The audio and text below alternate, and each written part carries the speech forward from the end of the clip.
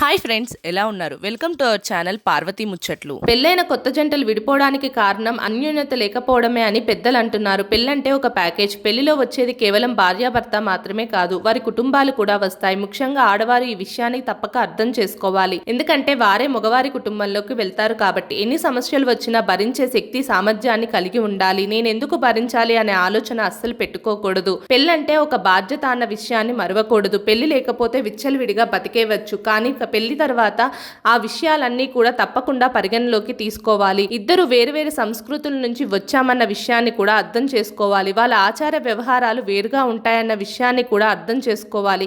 చాలా విషయాలపై ఇద్దరికి చాలా విభిన్న అభిప్రాయాలు ఉండవచ్చు. ఒకరు డబ్బులు విచ్చలవిడిగా ఖర్చు పెడితే మరొకరు భవిష్యత్తు కోసం దాచాలి అనుకుంటారు. ఒకరు వేడిగా తింటారు, మరొకరు చల్లారిన తర్వాత తింటారు. కొంతమంది 2 పూటలా స్నానం చేస్తారు. ఇద్దరూ కలిసి ఒక ఇంట్లో ఉండాలి అంటే వీటన్నిటికీ అంగీకరించాలి. అలాగే భార్యాభర్తలు ఎప్పుడు అన్యోన్యంగా ఉండాలంటే ఈ సూత్రాలను పాటించండి. భార్య అందాన్ని పరాయి వారి ముందు పొగడకూడదు.